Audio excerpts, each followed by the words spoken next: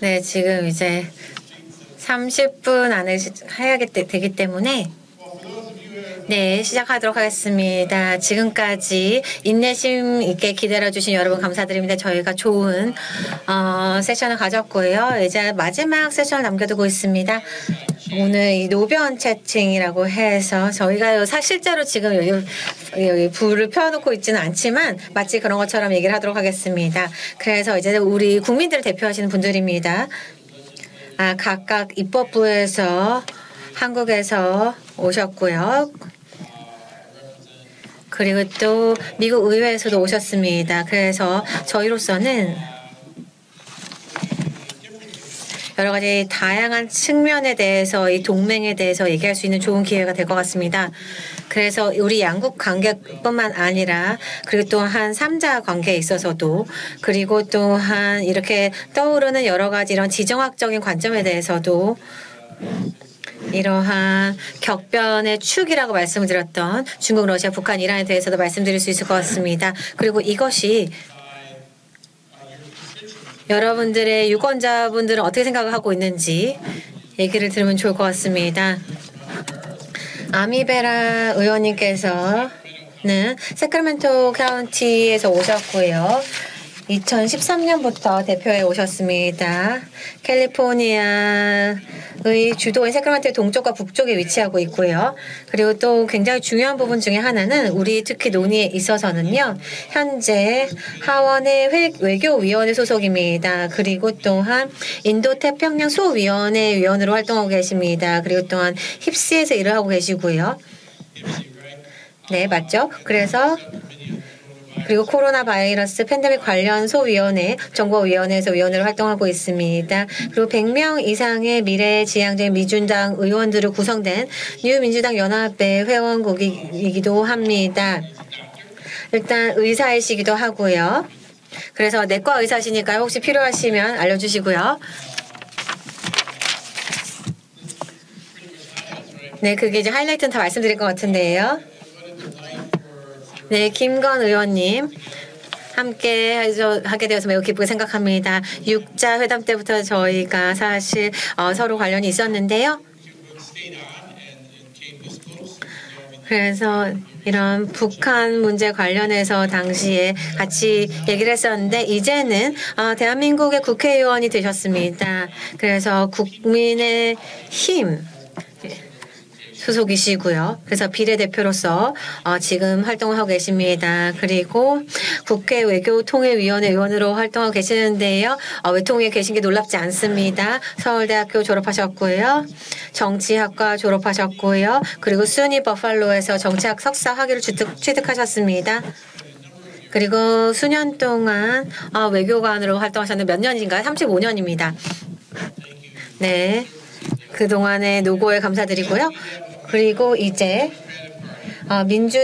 더불어민주당 측에서 김영배 의원님께서 오셨습니다. 재선 의원이시고요. 성북구 갑 지역을 대표하고 계십니다. 그리고 국회의원이 되시기 전에는 2번 청와대 비서관을 역임을 하셨습니다. 노무현 대통령님 그리고 문재인 대통령 정부에서 2차례 역임하셨습니다. 그리고 성북구 구청장을 또 지내시기도 했습니다. 제가 가장 좋아하는 부분이 사실 서울에서 가장 좋아하는 부분이 성북구입니다. 청와대 넘어서 그 부분이 굉장히 좋은 것 같은데요. 다양한 직책을 역임하셨습니다. 더불어민주당 최고위원 그리고 또한 더불어민주당의 외교통일위원회 간사를 맡고 계십니다. 그래서 오늘 저희가 몇 가지 질문들을 지금 준비를 했는데요.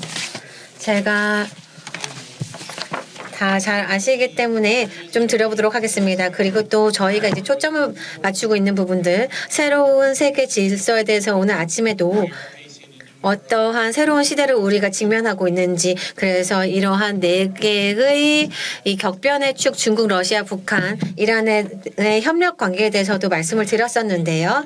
그래서 이것에 대해서 우리가 과장을 하는 것인지 아니면 여기에 대해서 우리가 어떠한 이러한 기회주의적인 협력에 우리한테 어떠한 시사를 미치는지, 그리고 중국에 대한 부분들, 네, 특히 한국 같은 경우에는 중국과 특별한 관계를 가지고 있기 때문에 저희 미국과는 또 다른 부분이 있습니다.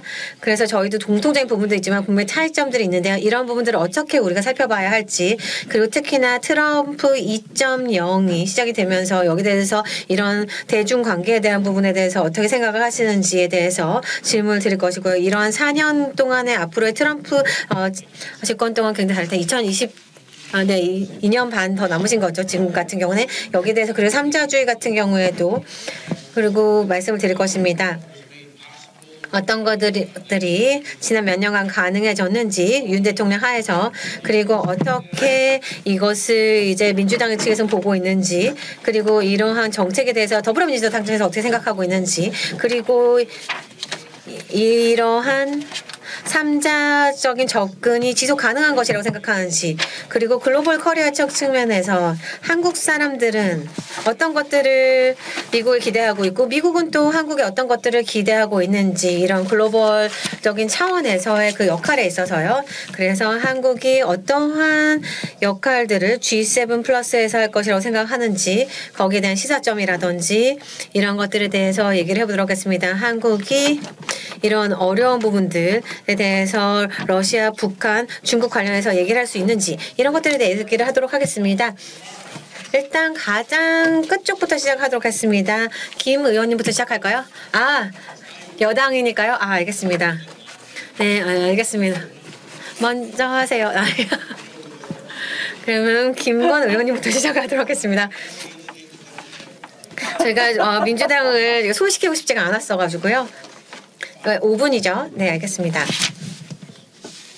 너무 많은 질문을 주셨는데요. 하지만 오늘 하루 종일 계셨으니까 지금 하이라이트 부분에 이제 집중해 주시면 좋겠습니다. 우선 미국에 이제 새로운 대통령 당선자가 있기 때문에 새로운 대통령이 있을 때마다 한국에도 마찬가지고 미국도 마찬가지고 새로운 대통령이 집권을 할 때마다 항상 좀 어려운 시기를 거치게 됩니다. 그래서 우리 두 국가의 정책들을 이제 조율을 해야 되고 정책 적응을 해야 되는데요. 하지만 그를 통해서 우리가 계속해서 지난 70년간 저희 동맹을 강화해 왔습니다. 그래서 저는 여기에 대해서는 낙관적으로 생각하고 있습니다. 그리고 그것이 바로 우리가 어떻게 이 전환을 대응하느냐에 대한 자세이고요. 이것이 우리한테 도전을 주기도 하지만 그러면서도 우리한테 또 기회를 제공한다고 생각합니다. 그래서 저희가 이 모든 기회를 잘 활용할 수 있어야 한다고 생각합니다. 그래서 우리 동맹을 강화할 수 있어야 한다고 생각합니다. 그래서 4년 후에 우리가 우리의 동맹을 더 강화시켰다라고 얘기할 수 있었으면 좋겠습니다. 그리고 격변의 축에 대해서 말씀하셨는데요. 사실 굉장히 흥미로운 표현이라고 생각했습니다. 이러한 격변의 축에 대응하기 위해서는 세 가지가 필요하다고 생각합니다. 첫 번째는 일단 우리 측을 강화해야 합니다.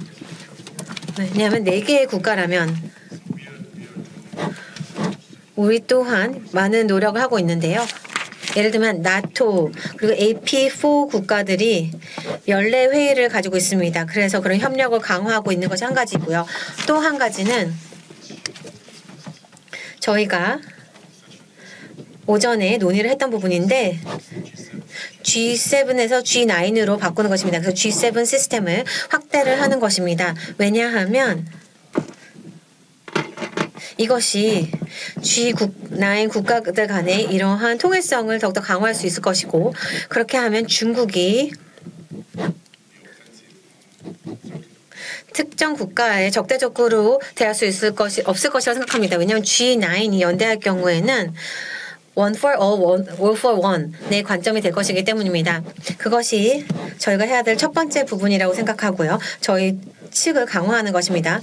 두 번째로 저희가 해야 할 일은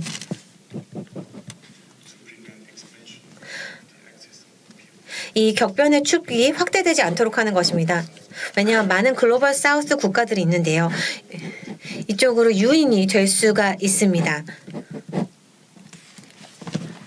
그래서 우리가 이 글로벌 사우스에 먼저 접근을 해서 그렇지 않도록 해야 할 것입니다. 그런 말씀으로 제 생각에 저희 한국에 많은 도움을 드릴 수 있다고 생각합니다. 예를 들면 지난 6월에 저희가 아프리카 정상회담을 한국에서 개최했는데요. 이번에는 굉장히 특별했습니다. 왜냐하면 아프리카 국가들이 정상회담을 중국과의 회담과 연이어서 하고 싶어 하지 않았었습니다. 그래서 별개로서 하고 싶었고, 그래서 많은 국가 수장들이 한국을 방문했습니다. 그리고 중국이 아프리카 국가들의 수장이 한국에 오는 것을 막으려고 했었습니다. 그래서 저희는 굉장히 순수한 의도를 가지고 있었지만 중국의 관점에서는 이것이 마치 저희 측에서 또는 미국 측에서 우리의 글로벌 사우스 쪽으로 확대를 하고자 하는 의도로 보였던 것입니다.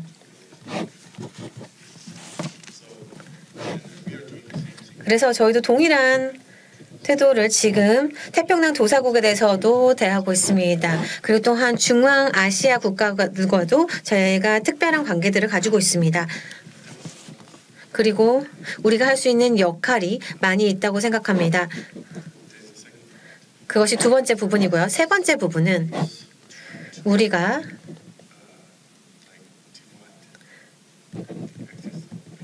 이 격변의 축 국가들을 분열을 시켜야 합니다. 아시다시피 이들 국가들 사이에는 많은 차이점들이 있습니다. 그리고 각각의 이해관계도 다릅니다.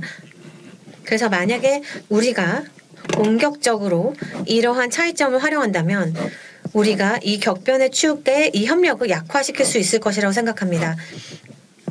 그래서 우리가 함께 할 수 있는 일이 많다고 생각하고 3자적으로 할 수 있는 일도 많이 있다고 생각합니다. 그리고 만약에 우리가 G9을 만들 수 있다면 G9으로서도 할 수 있는 일이 많습니다. 그리고 나토와 AP4도 마찬가지입니다. 많은 부분 저희가 현재 해결해야 될 부분, 할 수 있는 부분들이 많이 있다고 생각합니다. 감사합니다. 굉장히 간단하게 잘 말씀해 주셨는데요. 할게요. 그냥 정렬 기기를 써야 되나요? 아니면은 I think are the everybody has their headphones in for the interpretation. 전에 우리 잘 준비했어야 되는데 미안해요. 우선 이렇게 말씀 나누게 돼서 굉장히 큰 영광입니다. 저는 지금은 야당 소속입니다. 문재인 대통령 시절에 제가 이제 청와대 비서관으로 일도 했기 때문에 또 다가오는 다음 대통령 선거를 준비한다는 입장에서 보면 오늘 이 자리가 또 저희들한테도 굉장히 중요한 자리이다, 그런 말씀을 드리겠습니다. 우선 이제 대한민국은 아시다시피 수출통상 국가이면서 동시에 지정학적으로 굉장히 이제 덩치가 큰 나라들에 둘러싸여 있기도 하고 권위주의 국가들이 이제 있는 그 와중에 북한이라고 하는 또 이 분단된 그런 나라와 이렇게 함께 이제 앞으로 살아가야 될 그런 입장에 있는 나라라서 굉장히 여러 가지 고민이 많을 수밖에 없습니다. 근데 기본적으로 우리는 수출통상국가이기 때문에 최근에 아시다시피 글로벌 밸류체인 내에서 미국과 얼라인하기 위해서 저희들이 많은 노력을 해오고 있습니다. 그러니까 이거는 여야의 문제를 넘어서서 대한민국의 생존의 문제이기 때문에 글로벌 밸류체인을 잘 확보하고 유지하는 것뿐만 아니라 미국의 직접 투자도 아시다시피 미국 입장에서도 우리 대한민국이 제 첫 번째 투자 국가일 정도로 대한민국의 구성원들이 미국과 함께 새로운 이제 미래를 개척해 나가려고 하는 그런 이제 생각은 확고하다, 이런 말씀 우선 하나 먼저 드리겠습니다. 그리고 그럼에도 불구하고 여전히 중국과의 경제적인 그런 이제 연결성, 이런 게 굉장히 높은 문제가 있기 때문에 뭐 예를 들면 기업 차원으로 보자면 반도체와 관련해서도 보면 중국에 공장을 가지고 있는 그런 이제 기업들도 있고 또 아주 가까운 거리에 그렇게 있기 때문에 중국과의 관계를 어떻게 이제 매니지해 나가느냐, 관리해 나가느냐가 저희들 입장에서 굉장히 사실은 고민스러운 문제일 수밖에 없습니다. 그런데 이제 최근에 보면 북한과 러시아가 가까워지게 되면서 아까 이제 여러 이제 앞에 전에 말씀들이 있었습니다만 중국과 러시아의 관계를 이제 어떻게 보느냐에 따라서 조금씩 시각이 다를 수가 있는데 저희들이 보기에는 중국과 러시아가 완전히 하나의 팀으로 이렇게 될 경우가 저희들 입장에서는 가장 좀 이렇게 뭐라 그럽니까 어려운 그런 이제 상황이 될 텐데 좀 더 중국과 러시아가 서로 같은 이해관계도 있지만 또 다른 이해관계들도 있다고 보기 때문에 미국과의 한미동맹을 기초로 하되 대한민국 입장에서는 우리의 안전을 확보하는 것과 동시에 이제 이 지역에서의 그런 이제 안보 불안 요소를 이렇게 제어할 수 있어야 대한민국의 장기적 생존이 가능하다라고 하는 이제 그런 고민을 안고 있다 이런 말씀을 드리겠습니다. 그리고 이제 아까 이제 이란도 말씀을 하셨는데 이 우리가 이 소위 이 권위주의 국가들에 대한 정책을 씀에 있어서 그들의 이해관계가 일치하는 점도 있지만 다른 점도 이제 그 지역별로도 다르고 하기 때문에 다른 점도 있다는 점에 대해서 좀 잘 살펴볼 필요가 있지 않을까 이제 그런 생각을 하게 됩니다.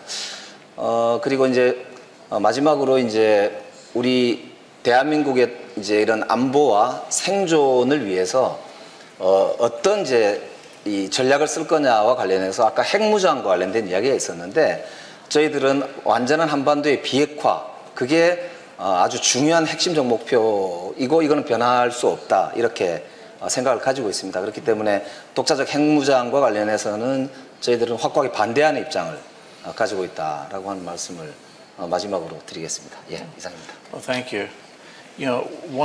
Thank you. 감사합니다. 그리고 특히나 각각 다른 이해관계가 러시아, 중국에 각각 다를 수 있다는 거 그리고 쿼드의 회원들이 각각 다를 수 있다는 부분이 기회라는 점이 굉장히 궁금했고요. 굉장히 흥미로웠고요. 오늘 아침에도 사실 중국이 이미 러시아와 이해관계가 있다는 얘기를 하신 부분이 있었는데요. 그냥 숨기고 있는 것이 아니냐 이런 얘기들이 있었는데요. 그런 뭐 북한 파병이라든지 이런 거 관련해서도 사실 그래서 중국이 사실은 여기에 대해서 걱정하고 있지 않은 것이 아니냐라는 이런 얘기도 있었는데요. 하지만 이런 부분에 있어서 분명히 제 생각에는 우려가 되어야 될 것이라 생각합니다. 그래서 저희가 사람들에 따라서 어떤 사람은 중러가 더 가깝다고 생각하고 어떤 사람들은 더 다르다고 생각하기도 합니다. 이러한 컨텍스트에 있어서 여기에 대해서 어떻게 생각하시는지 궁금합니다. 그리고 또 삼자적으로 양자적으로 이런 중러의 이런 부분에 대해서 어떻게 대응해야 된다고 생각하시나요? 그리고 특히나 여기 미국에서도 이런 정치적 변화가 있는데요. 이런 것에 있어서 우리가 앞으로 어떻게 모색해야 될까요? 사실 많은 질문을 해주셨는데요.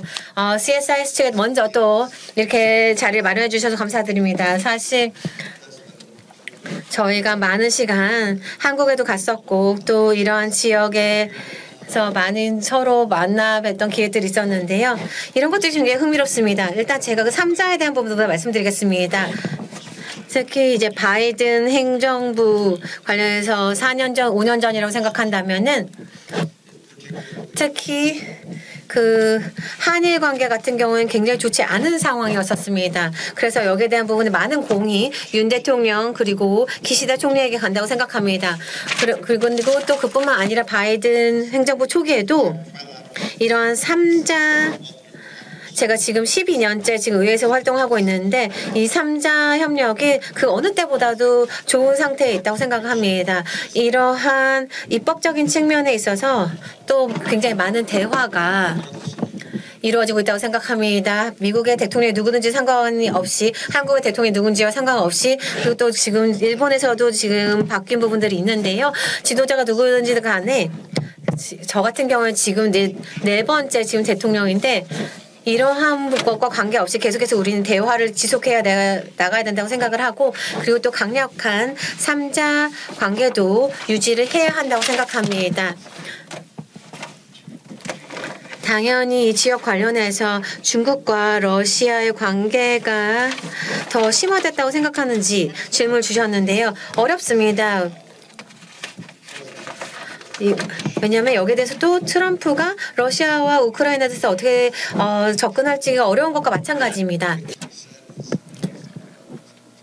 그렇지만 트럼프 당선자는 이란 러시아와 우크라이나 전쟁 문제를 다루는 것이 우선 과제라고 말씀하신 바가 있습니다. 그래서 우크라이나 국민들이 이러한 결과로 인해서 그리고 안보에 대해서도 안심을 할 수 있도록 하는 그런 조치라고 말씀하신 바가 있습니다.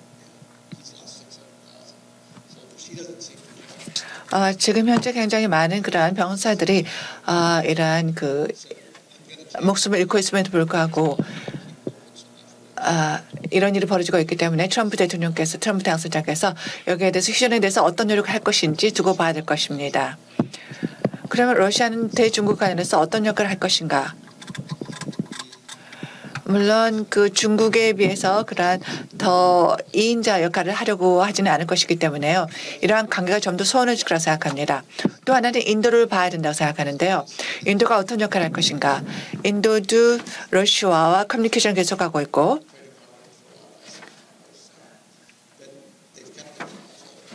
이러한 대화를 계속하고 있고 또 우리도 인도와도 계속 대화를 하지 않고 있지 않습니까? 그렇기 때문에 러시아 다음부터 인도도 있고 또 중국도 문제가 있습니다. 이러한 체스김이 어떻게 앞으로 전개될 것인지는 주고 봐야 될 것을 생각합니다. 물론 또 한국도 인도에 많은 투자를 하고 있고 일본도 그리고 미국도 마찬가지입니다. 그래서 이를 통해서 공급망의 중복 문제가 발생하지 않도록 한미 3국이 함께 협력을 해야 할 것이라고 생각합니다. 3국 그리고 양자간의 협력을 해야 할 것이고요. 또 북한도 변수입니다. 트럼프 행정부가 앞으로 어떻게 대북 문제에 접근할 것인지. 정말 Fire and Fury 경로의 그러한 시기가 있지 않았습니까? 김정은과 이런 문제가 잘 해결되지 않았다는 생각고 그리고 북한과의 대화를 어떻게 재개할 것인지 이러한 문제도 있습니다. 바이든 행정부와는 관계가 그렇게 냉각되어 있는데요. 그리고 북한이 좀 더 전적으로 되고 있습니다. 굉장히 변수가 많이 있는데요. 계속해서 말씀을 드릴 수는 있겠지만 원하신다면 그 어떤 문제라도 좀 더 자세히 들어가도록 하겠습니다. 정말 지정학적인 안보 문제를 이야기할 때는 트럼프 대통령은 관세 같은 것을 또 부과할 수도 있겠고 이를 통해서 경제적인 스트레스가 발생할 수가 있을 것입니다. 이를 통해서 한미일 3국 관계가 스트레스를 받을 수가 있겠고 이것도 또 변수로 작용할 것입니다. 그리고 한국 국회에서 많은 분이 와셨는데요. 그래서 한국 국회가 앞으로 중요한 역할을 할 것이라고 생각합니다. 특히나 강력한 커뮤니케이션 라인을 소통의 창구를 계속해서 유지하고 또 안보 그리고 경제 특히 미래에 있어서 동아시아 분야에서 유지하기 위해서는 한미일 3국 간의 협력이 중요하다고 생각합니다. 바로 그렇기 때문에 이 자리에 모였다고 생각합니다. 네, 정보 분석가 그리고 정책 입안가로서 여기에 대해서 좀 말씀을 드릴 밖에 계시는데요. 먼저 우리는 정말 초당적인 지지를 대북 정책에 대해서 받은 바가 있습니다. 부시 행정부, 오바마 행정부 그리고 트럼프 행정부에서도 마찬가지였고요. 바이든 행정부에도 그랬습니다. 이것은 이란과는 다른 사안이죠. 이란의 핵무기에서는 어떻게 접근이 가장 좀 좋은 것인가 이런 이야기가 많이 있었고요. 근데 여기서 중요한 문제는 정보 측면을 봤을 때 북한에 대한 문제는 아직도 여기에서는 답변되지 않고 있습니다. 무기라든지 이런 것을 우리가 시도한다고 해서 이것이 효과가 있을 것인지 이런 것에서도 지금 답이 없는 상태입니다. 그리고 북한에 대해서는 사실 그러니까 좋은 정책을 가지고 있어야 되는데요. 이러자면 또 주식이 필요합니다. 동맹에 있어서 관건이 되는 것은 위협에 대해서 시각을 가지고 같은 공동의 시각을 가지고 있어야 된다는 것입니다. 또 어떤 차원에서는 북한 대해서 시각이 다를 수가 있을 것입니다. 문재인 행정부와 그리고 윤석열 행정부의 시각이 다를 수 있겠지만 그렇지만 시간 지나면서 북한의 태도는 김대중 대통령의 선샤인 햇볕 정책이나 뭐 노무현 문재인 행정부도 마찬가지였고 야당 의원 측에서는 윤석열 대통령의 대북 정책이 때문에 북한이 뭐 우크라이나에 파병을 하게 만들었다라고 생각하는 사람이 얼마나 많이 있는지요. 또 윤석열 대통령의 대북 정책 때문에 올풍선을 보낸다. 대북 정책, 대중 정책 이런 것이 중국을 소원하게 만들고 있다. 뭐 이런 것 관련해서 야당원들은 어떻게 보고 계시는지 그리고 또 야당 지지자들은 어떻게 생각하는지 말씀해 주시기 바랍니다. 네, 아까 한미일 협력 관련해서는 민주당에서도 이제 큰 틀에서 한반도의 안정과 평화를 위해서 협력 관계를 유지해야 된다라고 하는 데 대해서는 큰 틀은 저희들도 비슷한 생각을 하고 있습니다. 다만 이제 아까 말씀드린 대로 북한하고 이제 북한이 하는 행동이 왜 저럴까를 바라볼 때 민주당 내에서는 대체로 북한이 이제 오히려 더 큰 미국과의 협상의 레버리지를 갖기 위한 그런 이제 행동이라는 측면도 한편으로는 우리가 볼 필요가 있다라고 하는 의견들이 이제 있고요. 그리고 또 한편으로는 아까 이제 근본적으로는 북한이 자신의 독자 생존을 하기 위해서 경제적 도움뿐만 아니라 자기도 이제 동맹이 필요하다라고 하는 이제 실존적인, 그러니까 현실적인 그런 이제 방법을 택한 것이다라고 하는 점에서 보면 그것이 본인의 독자적인 생존에는 필요할지 몰라도 전 세계 평화를 위협하는 방식으로 그렇게 이루어지는 것은 반드시 이제 제재되고 이제 뭐라 그럽니까? 그러니까 처벌돼야 된다. 처벌이라고 용어를 뭐라고 해야 될지 모르겠는데 하여튼 제재받아야 된다. 예. punish it. 예. 그러니까 그렇게 돼야 된다는 데 대해서는 저희들도 똑같은 생각입니다. 그러나 다만 아까 말씀드렸던 대로 또 다른 측면에서 보면 미국과의 관계 개선이 없이 독자적 생존이 사실상 쉽지 않다, 어렵다라고 하는 게 현실이기 때문에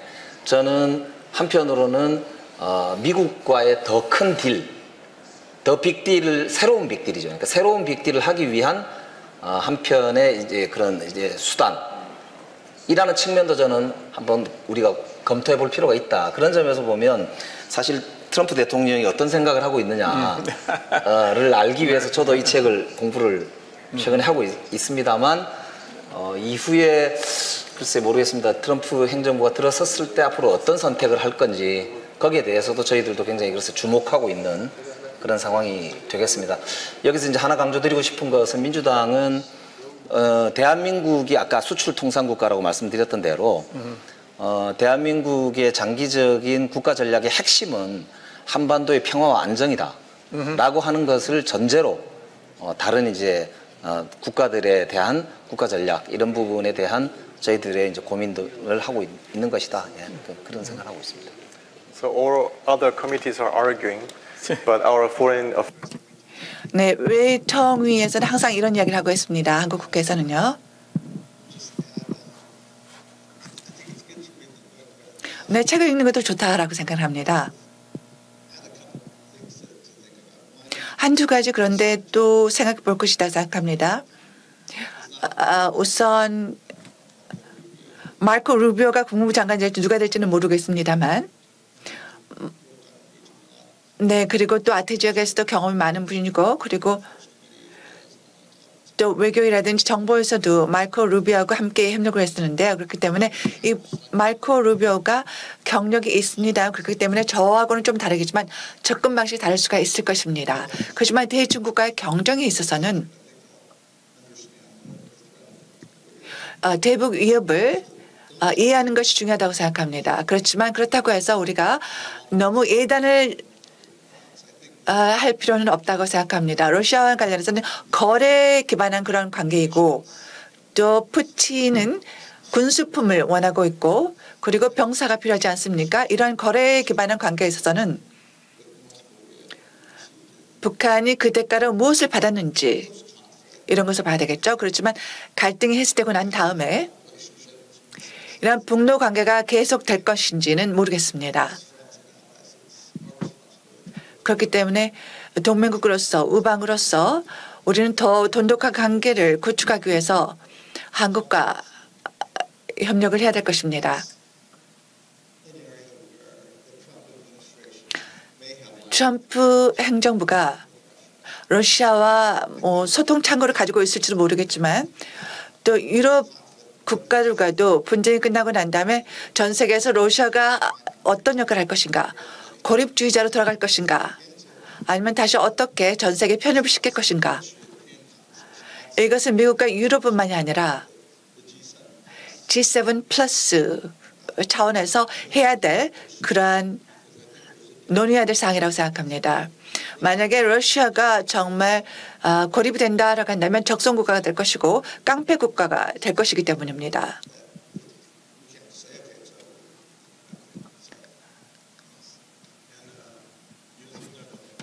윤석열 행정부에서는 의 대북 정책은 억지 그리고 3D 그러니까 대화, 디스웨전까지 설득을 하는 것 이런 가지도 포함이 되고 있습니다. 그래서 3D 정책을 하고 있는데요.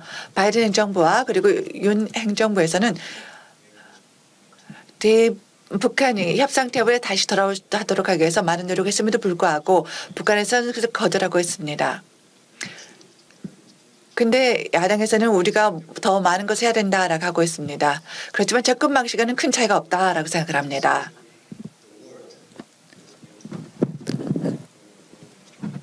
단념이라고 하는 것은요. 박진 장관께서 3D 정책을 만들었습니다.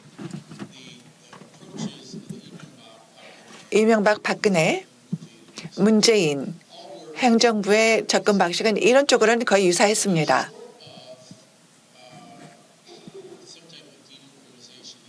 어떤 형태의 비핵화 그리고 그를 통해서 제재를 완화해주고 그리고 협력이 가능한 분야가 있다. 그리고 협력을 하면은 인센티브를 적용해 주겠다.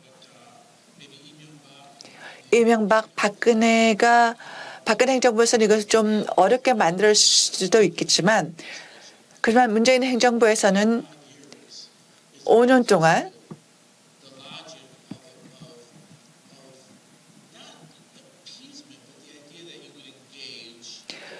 대북과의 관여를 하고 그리고 북한에 대해서 협상 테이블에 복귀를 하게 된다라고 한다면 강제로 통일을 하려고 하지 않고 실존적인 문제에 고민하지 않겠다라고 했음에도 불구하고 김정은이 이를 거부했습니다. 물론 여기에 대해서 약간 점진적인 그리고 시도를 해볼 수도 있겠습니다만 문재인 행정부가 이거는 잘했다고 생각합니다. 이러한 긴밀한 조율이 필요하다고 생각하고요. 우리가 한반도에서는 우리가 이해관계를 같이 하고 있기 때문에 대북과의 그리고 북한이 대화를 하고 싶다라고 한다면 우리가 다 대화를 하고자 하는 열린 마음을 가지고 있다는 것을 말씀을 드립니다. 네, 이 대화를 여러분들이 정말 먼 길 오셨는데요. 더 많이 대화를 했으면 좋겠지만 여러분들의 말씀 감사드립니다.